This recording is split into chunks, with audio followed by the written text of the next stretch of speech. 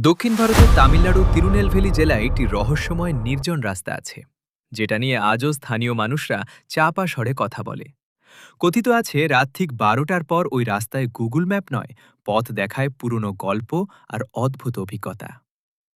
90 বছর বয়সী এক বৃদ্ধ মুথুভেল দাবি করেন তিনি নিজের চোখে এক ভয়ঙ্কর দৃশ্য দেখেছিলেন। ওটা কোনো ছায়া ছিল না, মানুষের মতো পুরো একটা অবয়ব।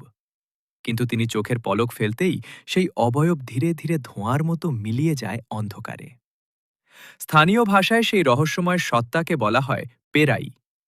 গবেষকদের মতে ওই রাস্তায় পুরনো গাছগুলোর গায়ে আজও মরিচা ধরা পেরেক আর বাঁধা সুতো পাওয়া যায়, যেন কোনো প্রাচীন তান্ত্রিক একসময় কোনো আত্মাকে বেঁধে রাখার চেষ্টা করেছিল।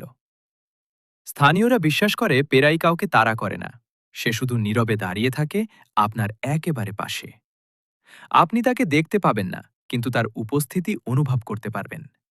কথা আছে যদি গভীর রাতে হঠাৎ তেঁতুলের হালকা গন্ধ ভেসে আসে আর দূরে কোথাও কারো অদ্ভুত হাসির শব্দ শোনা যায়, তাহলে বুঝে নিন আপনি একা না নন।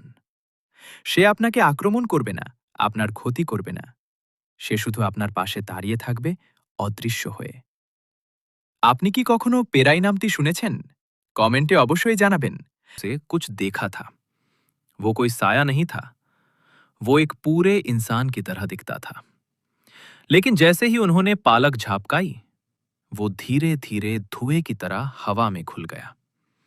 স্থানীয় ভাষা মে আর এমন রহস্যময় ও ভৌতিক গল্প শোনার জন্য সাবস্ক্রাইব করুন রিয়া নাইফ্লগ এবং বেল আইকন চাপতে ভুলবেন না।